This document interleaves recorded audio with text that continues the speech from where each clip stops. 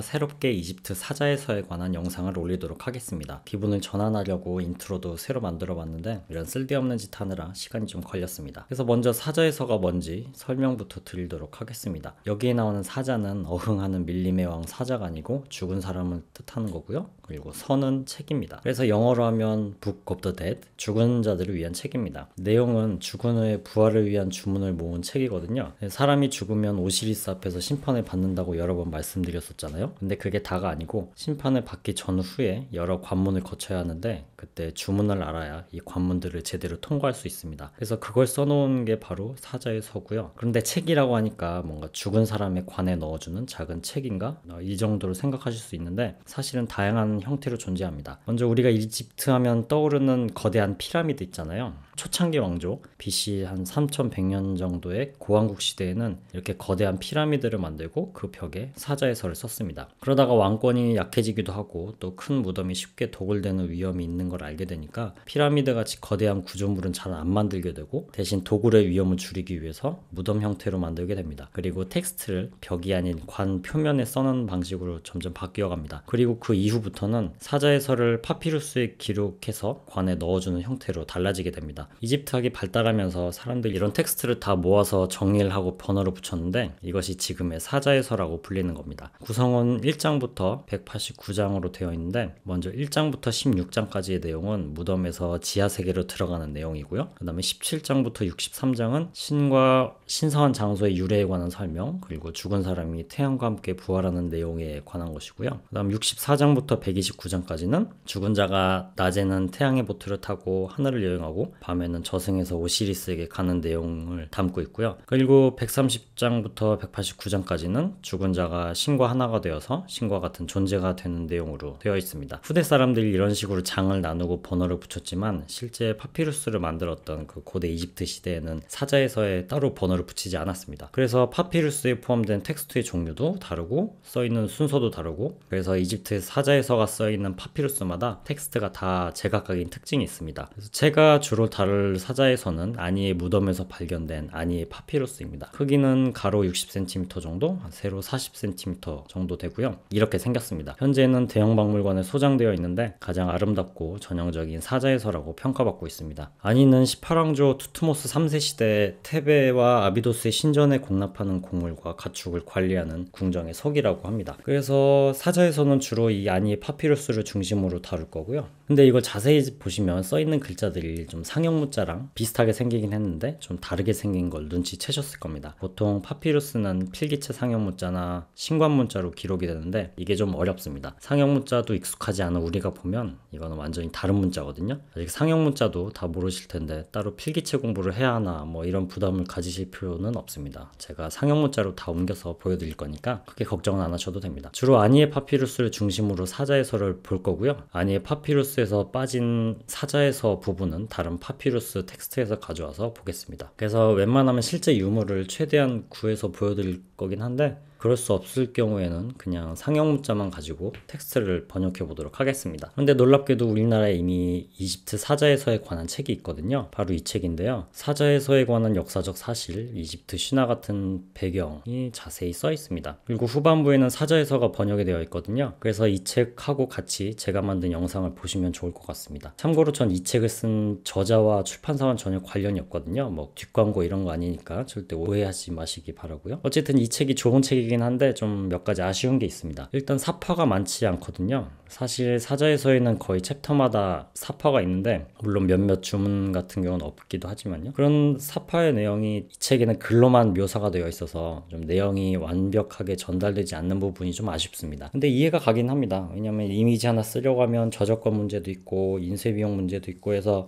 사파를 많이 쓰지 않은 점 이해는 합니다. 그리고 앞에서도 말씀드렸지만 사자에서가 그 사자에서의 소스가 되는 파피루스가 하나가 아니거든요. 여러 파피루스에서 텍스트를 가져오다 보면 죽은 사람의 이름이 좀 달라지기도 하는데 이 책에서는 그에 대한 표기가 좀 잘 안 되어 있어서 모르고 보면 혼란스러울 수도 있습니다. 근데 저는 파피루스 원문을 볼 거기 때문에 출처가 당연히 나오겠죠. 그래서 이런 혼란은 없을 겁니다. 제가 이집트 사자에서에 대한 영상을 만들긴 하지만 뭐 이걸 통해서 인생에 새로운 깨달음을 얻는다거나 뭐 새로운 사실을 발견한다거나 하는 그런 기대는 안 하셨으면 좋겠어요. 있었어요. 그냥 읽어보면 그냥 내용이 이상하다고 느끼실 것 같습니다. 뭐 쓸데도 없고 뭐 아무 관심도 갖지 않을 줄 알면서 제가 이런 짓을 하는 이유는 어떻게 보면 등산과 비슷하다고 생각이 돼요. 뭐 내가 산을 오르는 이유는 거기 산이 있기 때문이다. 뭐 누가 이런 말 했던 것 같은데, 마찬가지로 저도 여기 이집트 상형문자 텍스트가 있으니까 그냥 읽는 것 뿐이고요. 그런데 몇천 년 전에 살았던 사람들이 무슨 생각을 가지고 살았나 이렇게 알아보는 것도 생각보다 재밌는 경험이더라고요. 그래서 상형문자에 관심이 없고 그냥 이집트 사제에서가 뭔가 내용만 궁금하신 분들은 그냥 편하게 보시면 되겠고, 아직 상형문자가 익숙하지 않으신 분들은